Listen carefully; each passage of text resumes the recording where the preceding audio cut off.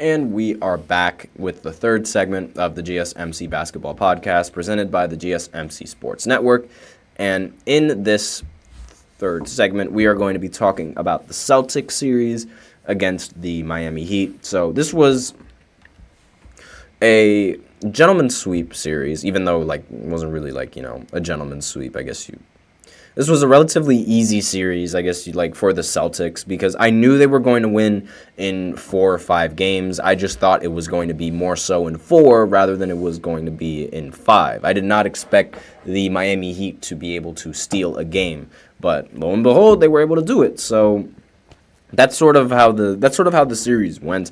And this blowout win, it was 118-84. It sort of sums up exactly just the difference in overall skill from the Celtics roster compared to the Miami Heat roster, at least right now. Because Jason Tatum, throughout the entirety of this series, I don't think he really played that well. In fact, Paolo Banchero, he's actually averaging a lot better numbers than Jason Tatum in the postseason now, yet gets no recognition for it, by the way. And this team is still, with having less than Paolo Banchero production, the Celtics have been able to just dominate this Miami Heat team. And I understand that the Miami Heat, they don't have Jimmy Butler, but it's not just one player that composes the team, as you all know. And the difference in skill gap, because of this blowout win, and because of, a lot of the series, a lot of their wins have been relatively blowout wins against the Miami Heat. So there's really it's not really a surprise, I guess, because it's they've blown them out several other times before they played this game. In fact, every single game in this series was a blowout win against either side. And it really just showed the dynamic of both of the teams. It's either one team was going to be on or one team was not. And that was sort of like the story of this series. One team was really good, the other team was really bad. And I understand Nelson, that's a really dumb way to dumb it down, because it's obviously one team is going to be good and then the other team is going to be bad. That's how a series works. But what I mean by that is how the outcome of a lot of these games have been sort of decided, and a lot of them are decided before the fourth quarter even ends. And with that in mind, you have to be playing just that much better than the other team in order to hold that lead for 4 straight quarters in every single game.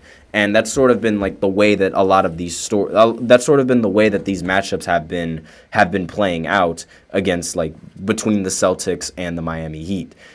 It wasn't so much of a battle who's going to go on top. It was whoever started out hot was going to stay hot and stay there.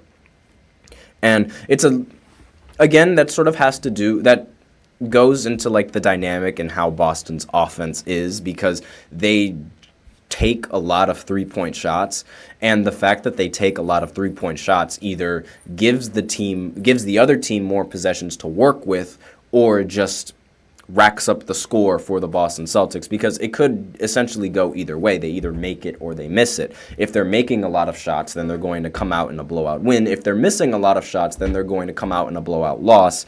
And that's been the story with this series. They haven't really found a real competition where it's in the fourth quarter, the game still hasn't really been decided and it's been close throughout the entirety of the game. They haven't really had that yet.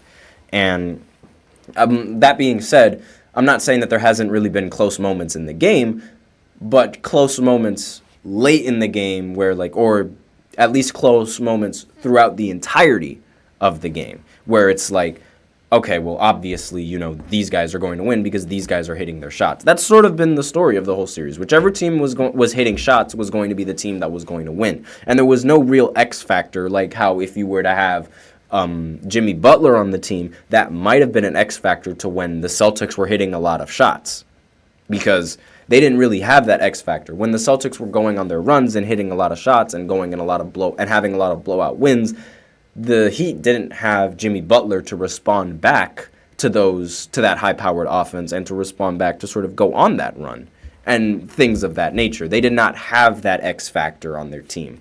So, and the series, obviously, it would have played a lot differently had they had that X factor with Jimmy Butler, and they've been going back and forth as the years have been going on. The Miami Heat beat them in 2020, then the Boston Celtics beat them in 2022, then the Miami Heat beat them again last year, and now the Celtics beat them again this year. They go back and forth every single time between, and most of the times, whichever of those two teams beats the other in their matchup is the team that ends up going to the finals. So the Celtics and the Miami Heat have sort of been dominating that little like trip to the finals thing. But that's really been like the story with these blowout games. And the fact that they haven't really had a competitive series yet is a good thing and it's a bad thing, because it's a good thing in the sense that, okay, they never had a close competitive game yet, so they've been the more dominant team 9 out of 10 times. But okay, what about when they do have that close game? How are they going to perform given the fact that they haven't had a close game in the postseason yet? And the first time, if you're in a situation for the first time, it might rattle you. And let's say that first time, let's say the first close game that they had happens in a Game 7 when they desperately need it, and not a single person there knows how to handle the pressure because not a single person there was used to dealing with any kind of pressure in the postseason. And it's obviously it could bring good luck or it could bring bad luck depending on how you look at it and depending on what your viewpoint on what your view is in the series. So let's talk about I've talked more about the series, more so than I talked about the game itself. So Drew Holiday, he ended the game with 10 points. Tatum ended with 16 and 12. Derek White ended with 25. Jaylen Brown also ended with 25. And since Kristaps Porzingis wasn't in the game because he did go down last time due to injury, Al Horford substituted him in, and he ended up scoring 8 points and 8 rebounds on 23 minutes. And he shot 3 for 4 from the field, so he was very useful for the team. It's not like he was, he wasn't doing much for the Celtics as a starter, because he was definitely helping. And there was also off the bench, Sam Hauser ended the game with 17 points and was 6 for 10 from the field, 5 of 8 from 3. So again, a very dominant performance from the Celtics and a very dominant team performance as a whole. They didn't really need an outstanding performance from anyone. They didn't need an outstanding performance from Tatum. They didn't need an outstanding performance from Brown to get the job done. And with the Heat, on the other hand, the only real contributor for them was Bam Adebayo, and even then, 23 points on 26 shots is not something to be proud of.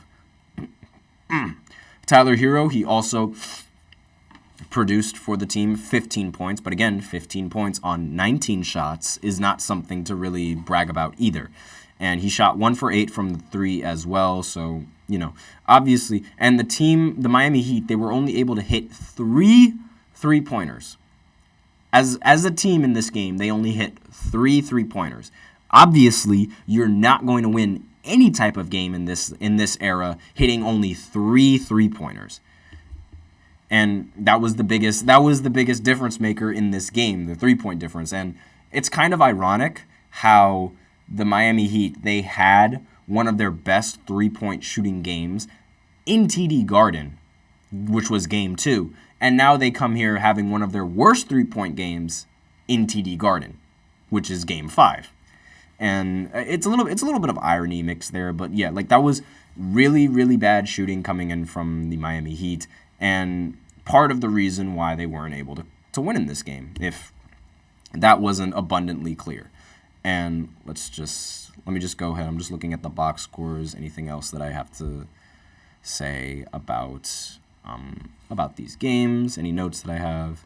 Right. So obviously, the best player in the series was Jason Tatum. So at the series as a whole, best player was Jason Tatum. He averaged 21 points per game, 10 rebounds, and 5 assists, along with 42, 29, and 80 shooting splits on 56% true shooting. Again, he was the best player for the series. But when you're on the Celtics and you got to share the ball, there's not really like much production to be going around. There's not really like crazy. There wasn't going to be that many crazy, outstanding performances in this first round because everybody else was going to share the ball between all of the Celtics. That's just how the offense works. And again, like I mentioned earlier, how Jason Tatum, like Paolo Banchero was averaging better numbers than Jason Tatum. Like these numbers coming in from Tatum, given his reputation and how like fans consider him. I mean, he was top 5 in MVP voting, for crying out loud. Considering how fans like have him ranked, this is kind of a meh performance coming in from him. But at the same time, I somewhat understand why this performance, like, you know, it needed to happen because, like, you know, you need to share the ball with the rest of your players. But face value, 21 points per game, 10 rebounds, and, well, more so the scoring production, 21 points per game on 42 and 29 and 80 shooting splits. That's something that a lot of people are definitely going to, like, jar at and are going to make comments at, but people forget that Kobe shot a lot worse in a lot more playoff series, and with the shots that Jason Tatum takes, it kind of makes sense that the shooting splits are going to be just as bad because like his shot selection is also as bad. So it's and his gameplay style, like the way he plays, it's sort of like it enforces a lot of bad shots to be taken. Like, you know, the Mamba mentality and, like, the Mamba play style. Kobe took a lot of really bad shots and a lot of difficult shots. I am the biggest Kobe fan, but I am not going to be the blind bat and say that he did not take a couple of bad shots. Because he did. They went in, but they were bad shots. And that's sort of why, like, the shooting splits are, like, really low. And as the best player on the best team, that's something that you really can't afford unless you're, like, expecting to get criticism. And, like, you're going to get criticism if you shoot that badly. Even though I don't really think that's really fair because his on and off numbers, the team was plus 21 when he was on the court compared to being plus 2 when he's not. Obviously, the team is very, very good, which is why they have that plus 2. But plus 21 compared to plus 2, that is a very huge jump. Now, obviously, the Finals LeBron Award, like that the best player on the worst team, that's what I call it. I call it Finals LeBron. That goes to Bam. He averaged 22 points per game, 9 rebounds, and almost 4 assists on 50, 20, 70 shooting splits. And obviously, like, you really couldn't ask for more from him because he was playing with a relatively injured squad without Jimmy Butler. And obviously, if Jimmy Butler was on the team, I think he would have been the Finals LeBron. But, you know, he did all he could, averaging what he could. And the sixth man of the series has got to go to Al Horford. I mean, he averaged 8 points per game, 7 rebounds, and was shooting 59, 40, and 50 from the field that's a 69.5 true shooting percentage, which is very, very elite and very good coming in from a role player, one that's substituting for Kristaps, no less. Now, and I do want to bring attention to Derek White, who is he gets special praise because he dropped 38 points in Game 4 to go up 3-1, and then he decides to drop 25 points to close out the series in Game 5. So I definitely wanted to talk about him a little bit. And ever since Terrence Mann had his ridiculous 40-point game in the playoffs just out of nowhere, I just wanted to I like sort of paying attention to a lot of like the stand-up players that might not get enough respect that they deserve for their performance. And it's like, obviously, like Derek White, to the Celtics, he might be a fan favorite. But to the casual fan, a lot of people might not know Derek White like that. So I just wanted to bring attention to him and his game and like just how important he really is to the Boston Celtics. Because, I mean, being that that X factor or that wild card that can give you 38 points or can get you 25 in an elimination game or in a game that you desperately need it, that is a very good X factor to have, especially since he's a very good defender as well. In the postseason, that's extremely valuable because that way you don't have to constantly rely on Jason Tatum or Jaylen Brown. You have that other option that's not really the first attention to detail on the game plan. Like, when you're going up against the Celtics, the first step to the game plan isn't, oh, how do we stop Derek White? It's, oh, how do we stop Tatum or Jaylen Brown? And so having that option, like that scoring option, is extremely valuable. And it could be the edge that they need to finally win the championship this year. But that's basically like what I have for this series as of what it is. And like, again, relatively easy series for the Boston Celtics, and unfortunate that the Miami Heat, they couldn't be healthy in this series, because I would have loved to see Jimmy Butler play in these games. But regardless, it was, win is a win, and they'll take the series win, and they're going to go on and play between either the Bucks or the Pacers in the next round of the postseason, because the series is still going on, so we still have to see who they're going to play. But right now they get a little bit of a rest period because the series is still surprisingly going on between the Pacers and the Bucks. The series probably would have started a lot sooner rather than later if the Bucks didn't end up winning in Game 5. So that's basically, those are the teams that so I believe in the Eastern Conference, that's one of the only teams that ended their series. I believe, that's the only team I think that ended their series for the Eastern Conference. And isn't that funny? The series that started out last out of all the playoff series ended up finishing first in the Eastern Conference. Could you have thought of a better script? Honestly, could you have thought of a better script than that? Where it's every single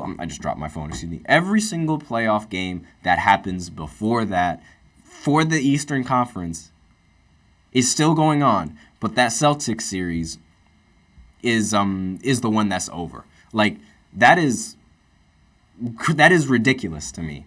But that's enough of that, and that's enough of the Boston Celtics for one segment. So now we will go ahead and go into the fourth segment, where I give a quick preview of the playoff games that are going to be going down tonight, as well as the Knicks and the Sixers playoff game, because there's a big story generated about that, and I think I'm going to cover that first before I talk about the Bucks and the Pacers, just because of the situation that the Sixers have to deal with right now. So I will be right back after this short break, and stay tuned.